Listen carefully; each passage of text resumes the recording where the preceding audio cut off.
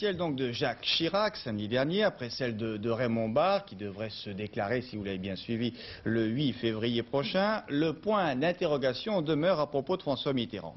Mais ce point d'interrogation tend à se réduire, et si les observateurs n'ont pas encore de certitude, il y a des signes qui laisse à penser que le chef de l'État a l'intention de se représenter. Alors on ne va pas jouer les chefs indiens, mais rapprocher, si vous le voulez bien, tous ces signes pour voir si on peut en dégager une tendance. Et pour les socialistes eux-mêmes, cette tendance est déjà presque une conviction.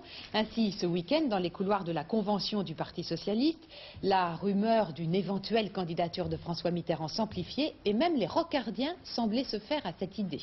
Jean-Michel Mercurol.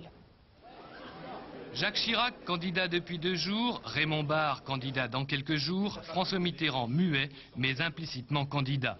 Une déduction à laquelle aboutissent la plupart de ses proches, à commencer par Laurent Fabius, à mesure que l'incertitude se prolonge. Clairement, vous, Laurent Fabius, pensez-vous qu'il sera candidat, François Mitterrand? Plutôt oui. Pensez-vous qu'il démarrera tard, c'est-à-dire qu'il l'annoncera au mois de mars seulement? Plutôt oui.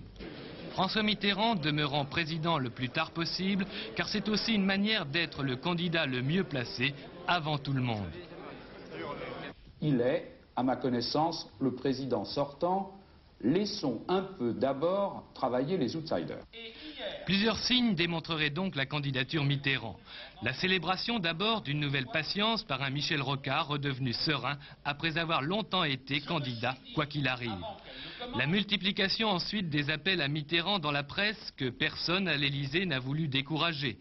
La parution enfin mercredi prochain d'une campagne d'affiches sur la génération Mitterrand avec Jacques Séguéla, l'inventeur en 81 de la force tranquille.